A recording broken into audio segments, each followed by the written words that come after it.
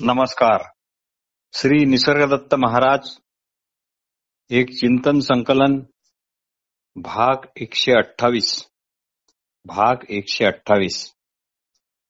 श्री निसर्गदत्त महाराज काही चिंतनीय मुद्दे.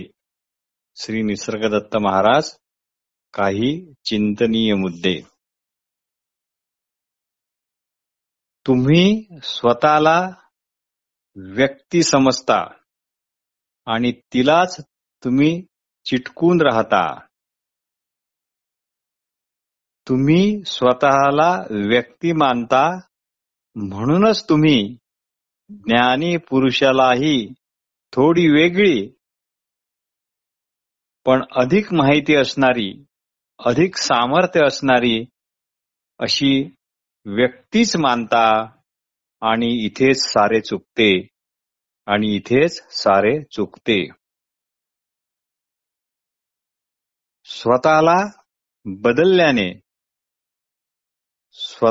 बदलल्याने जगाला बदलण्याची महान शक्ती मनुष्यात निर्माण होते. स्वतःला बदलल्याने जगाला बदलण्याची महान शक्ती मनुष्यात निर्माण होते.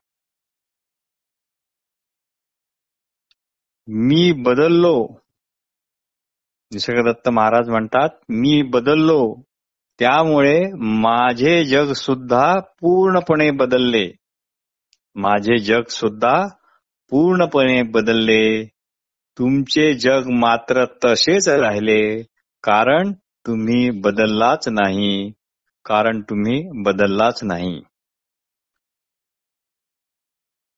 स्तब्ध मनातच सद्वस्तूचे प्रतिबिंब स्पष्ट पडते. स्तब्ध मनातच सद्वस्तूचे प्रतिबिंब स्पष्ट पडते. जेव्हा ते मन पूर्णपणे स्थिर होते, याचाच अर्थ ते पूर्णपणे विरलेले असते व सद्वस्तूच होते. म्हणून पूर्णतः विरलेले मन म्हणजेच सद्वस्तू होय. म्हणून पूर्णपणे विरलेले मन हेच सद्वस्तू होय. तुम्ही स्वतःला जी व्यक्ती मानता ती तुम्ही फक्त आपल्या मनातच पाहता.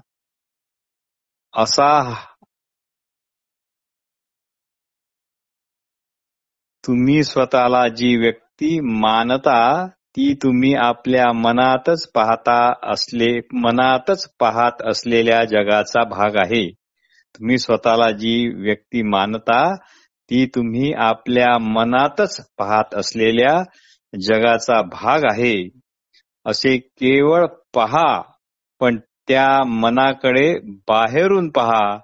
तुम्ही जे काही पाहता, जे काही ऐकता, जे काही स्पर्श करता इत्यादी ते तुम्ही नाहीत याचे पक्के स्मरण ठेवा.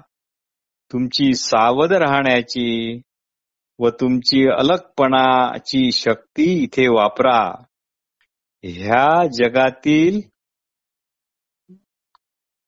कोणतीच गोष्ट किंवा काहीच तुम्ही आपले म्हणू शकत नाही असे जाणल्यावर तुम्ही त्याकडे नाटक किंवा सिनेमा पाहिल्याप्रमाणे बाहेरून पाहू शकता. म्हणजे जणू बाकाडावर बसूनच पाहू शकता. जाणलेले सोडा आणि आजवर जे अज्ञात होते त्याचे स्वागत करा. नंतर तेही सांडा आणि केवळ असा.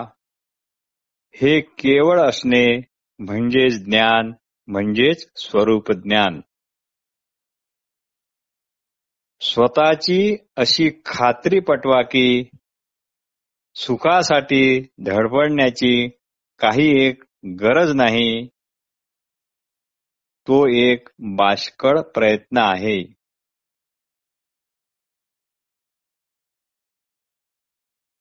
जो मनुष्य म्हणतो मी आता सुखी आहे. जो मनुष्य म्हणतो मी आता सुखी आहे, तो मागील आणि पुढील अशा दोन दुःखाच्या दरम्यानचाच असतो. तो मागील आणि पुढील अशा दोन दुःखांच्या दरम्यानचाच असतो. जागृत सुषुप्तीची अवस्था. जागृत सुषुप्तीची अवस्था तुम्हीच तुमच्यासाठी शोधून काढा. तुमच्या खऱ्या स्वरूपाशी ही जागृत सुषुप्तीची अवस्था अगदी सुसंगत आहे. खऱ्या सुखाला काहीही कारण नसते व ज्याला कारण असते, खऱ्या सुखाला कारणच नसते व ज्याला कारण नसते तेच स्थिर टिकाऊ असते. ज्याला कारण नसते तेच स्थिर आणि टिकाऊ असते. कारण काय की ते कारणावर अवलंबून नाही. शुद्ध जाणीवेत मी अमुक तमुक असे काहीच नसते. अज्ञान हे एखाद्या तापासारखे आहे. त्यामुळे नसलेल्या गोष्टी तुम्ही पाहता आणि त्या तुम्हाला खऱ्या वाटतात व जे तुम्ही नाही ते तुम्ही आहात असे तुम्हाला व्यर्थ वाटायला लागते. असे म्हणतात, स्मृती हा चांगला नोकर आहे, पण त्याच वेळी तो चांगला स्मृती हा चांगला नोकर आहे, पण त्याच वेळी तो वाईट मालक सुद्धा आहे. ही स्मृती शोध घेणे यापासून आपल्याला दूर ठेवते, म्हणजे शोध घेणे होऊ देत नाही, त्यात अडथळा आणते. सत्यप्राप्तीमध्ये कोणत्याही प्रयत्नाला कधीही थारा नसतो. सत्यप्राप्तीमध्ये कोणत्याही प्रयत्नाला कधीही थारा नसतो. तुमचे प्रश्न केवळ जागृत अवस्थेतलेच आहेत. तुमचे सगळे प्रश्न केवळ जागृत अवस्थेतलेच आहेत. ते कितीही वेदनादायक असले तरी ते तुम्ही गाढ झोपेत विसरू शकता. ते कितीही वेदनादायक असले तरी ते तुम्ही गाढ झोपेत विसरू शकता. जागेपणी तुम्ही जाणीव आणि जिवंत असे असता. जागेपणी तुम्ही जाणीव व जिवंत असे असता, पण गाढ झोपेत फक्त जिवंत असता.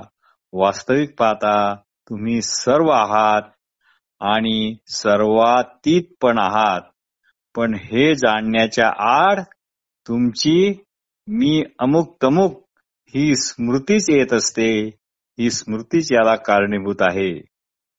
तुम्ही स्मृतीवर जास्त विश्वास ठेवता आणि मग ती स्मृती मात्र तुमच्यावर सत्ता गाजवते. आता फक्त एकच करा, स्मृतीशी अजिबात झगडू नका. फक्त तिच्याकडे दुर्लक्ष करा. तुमच्या अशा दुर्लक्ष करण्याने स्मृतीची गती मंद होईल व स्मृती यंत्राची ती गती मंद होताच त्यांची खरोखर यंत्रणा आतून कशी चालते, त्याचा स्वभाव काय आहे, त्याचा हेतू काय आहे, वगैरे वगैरे हे तुमच्या स्पष्टपणे लक्षात येईल. एकदा का हे जाणले, स्मृती यंत्र कसे काम करते, तर मग तुम्हाला कुठलेही काल्पनिक प्रश्न कधीच पडणार नाहीत. म्हणून म्हणतात की स्मृती हा चांगला नोकर आहे, पण वाईट मालक आहे.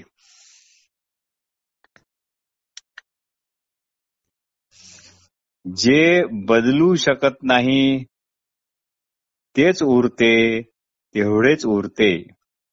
जे बदलू शकत नाही तेच उरते, तेवढेच उरते. स्थळ आणि काळ तुमच्यात आहे. तुम्ही स्थळ काळात नाही. स्थळ आणि काळ तुमच्यात आहे. तुम्ही स्थळ आणि काळात नाही. एकदा का हे लक्षात आले की स्वरूप ज्ञानाच्या मार्गातील मुख्य अडथळा दूर झालाच समजा. खरा गुरु आपल्या शिष्यांना ठराविक कल्पना, ठराविक भावना आणि ठराविक क्रिया यात कधी बंदिस्त करून ठेवणार नाही. यात कधीच बंदिस्त करून ठेवणार नाही. उलट तो शिष्याला सर्व कल्पनेपासून आणि अशा ठराविक वागणुकीपासून मुक्त होण्याची गरज शांतपणे आणि पूर्णपणे समजावून देईल, पटवून देईल. आणि कळकळीचा साधक हा अधिक सुज्ञ होऊन वेळीच स्वतःला मोकळा सुद्धा करून घेईल. स्वतःबद्दलच्या सर्व चिंतेचा त्याग करणे हेच खरे आत्मसमर्पण होय. स्वतःबद्दलच्या सर्व चिंतेचा त्याग करणे हेच खरे आत्मसमर्पण होय. हे करता येत नाही. हे आत्मसमर्पण करता येत नाही, तर ते होता येते. तुम्ही आपले स्वरूप जाणले की ते समर्पण आपोआपच घडून येते, करावे लागत नाही.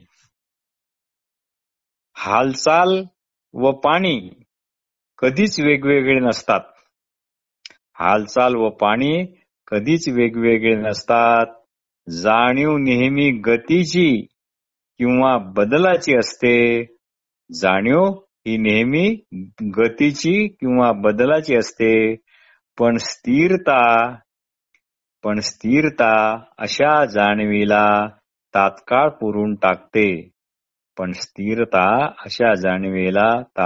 पुरून टाकते. स्वतःला जाणण्यासाठी जगावरील लक्ष काढून ते आत वळवा. स्वतःला जाणण्यासाठी जगावरील लक्ष काढून ते आत वळवा. सध्या तुम्ही जगामध्येच गुंतलेले आहात. म्हणूनच तुम्ही स्वतःला जाणू शकत नाही. याकरता जगाचा नाश करण्याची अजिबात जरुरी नाही. पण याकरता जगाचा नाश करण्याची अजिबात जरुरी नाही. केवळ जाणून घ्या की तुम्ही जे पाहता ते मुळात आहे तसे नाही. आणि शोध घेतल्यावर हा सर्व देखावा विरून जाईल आणि उरेल ती फक्त मूळची सदवस्तूच उरेल. घराच्या बाहेर पडण्यासाठी तुम्हाला ते घर जाळण्याची अजिबात जरुरी नाही. फक्त आणि फक्त तुम्ही घराच्या बाहेर पडा म्हणजे झाले. जंगलामध्ये ठराविक वेळी काही झाडे अगदी बहरलेली असतात. तरीही न बहरलेल्या प्रत्येक झाडाची बहरण्याची पाळी येईल म्हणजे येईलच.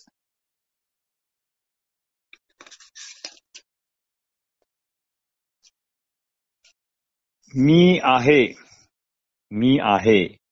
हे एखाद्या पिशवीसारखे आहे.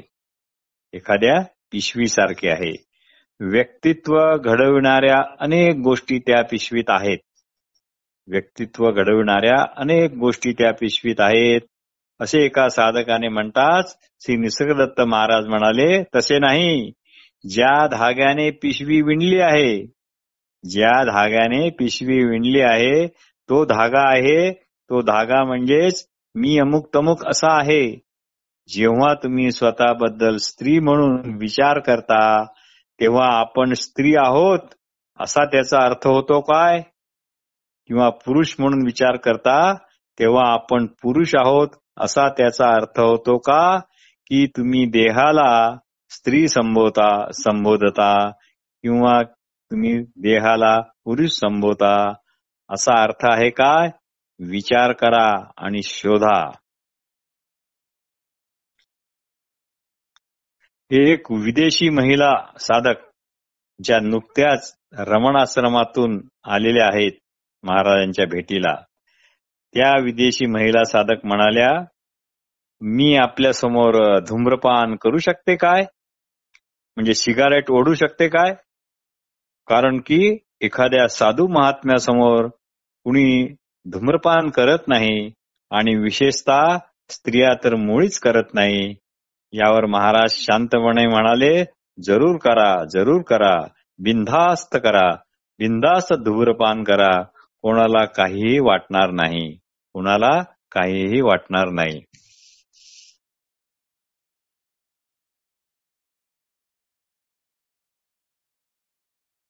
अस्तित्वामध्ये सातत्य असू शकत नाही.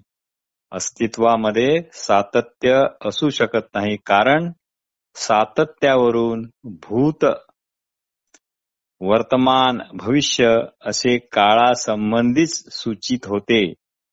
म्हणजे काळच सूचित होतो, त्याला तिथे काळाचे तादात्म्य असते. आणि सातत्य, कायमपणा हे स्मृतीने निर्माण केलेले भ्रम आहेत, कारण ते कालाधिष्ठित आहेत. मौनाबद्दल काही बोलत राहणे, मौनाबद्दल काही बोलत राहणे म्हणजे व्यर्थ व्यर्थ व्यर्थ अशी बडबड करत राहणेच होय. स्वतःला सुखी करण्याची काहीच धडपड करू नका. स्वतःला सुखी करण्याची काहीच म्हणजे काहीच धडपड करू नका. तर मुळात सुखाचा शोध घेण्याबद्दलच शंका घेण्यास शिका. सुखाचा शोध घेण्याबद्दलच शंका घेण्यास शिका. तुम्ही सुखी नसल्यामुळेच सुख शोधता. तुम्ही सुखी नसल्यामुळेच सुख शोधता.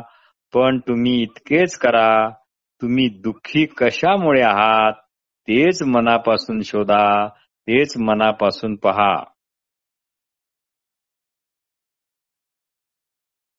त्याचा तुम्हाला प्रत्यक्ष अनुभव आहे. दुःखाचा तुम्हाला प्रत्यक्ष अनुभव आहे. सुख तर तुम्हाला अजून मिळायचेच आहे, त्यामुळे ते प्रत्यक्ष नाही. या क्षणाला तर ते फक्त तुमच्या कल्पनेतच आहे. या क्षणाला ते सुख फक्त तुमच्या कल्पनेतच आहे. म्हणून तुम्ही जे प्रत्यक्ष आहे त्याचा शोध घ्या ना. भ्रामक कल्पनेचा शोध का घेता? म्हणूनच सुखाच्या शोधाबद्दल शंका घेत राहा. आपल्या मनाच्या आरशात चित्रे प्रगटतात, चित्रे जातात. ती केवळ आपलीच निर्मिती असते. म्हणून त्याच्याकडे निमूटपणे पहा, सावधतेने पहा, फक्त इतकेच करा.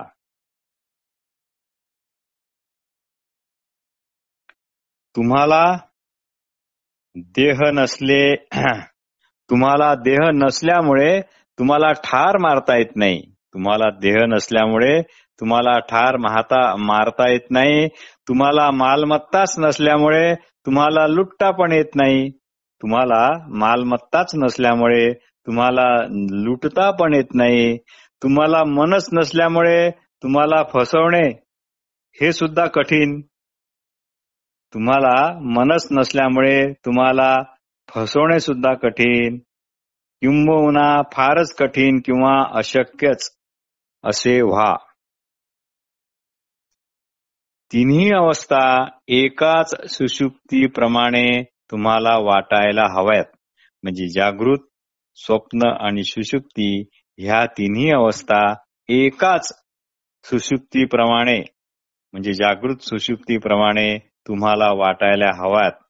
सध्या तुम्ही जागे असले तरी झोपलेलेच असून त्यात जगाचे स्वप्न पाहत आहात. झोपलेलेच असून त्यात जगाचे स्वप्न पाहत आहात. यात इच्छा, भीती, स्मृती, आशा यांचीच भरमार आहे. व्यक्ती असणे म्हणजे झोपी जाणे होय. व्यक्ती असणे म्हणजे झोपी जाणे होय. तुमच्या जगात प्रत्येक गोष्टीला आरंभ व अखेर आहे. तुमच्या जगात प्रत्येक गोष्टीला आरंभ व अखेर आहे.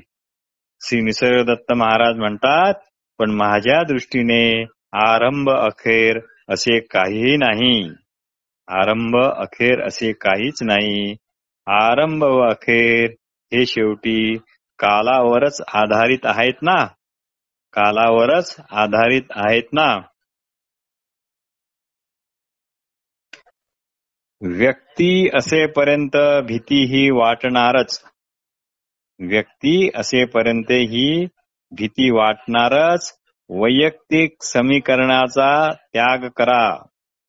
इच्छा, भीती मिथ्या आहे हे जाणताच त्यापासून मात्र मुक्त होता येते. हे जाणताच त्यापासून मात्र मुक्त होता येते. नमस्कार.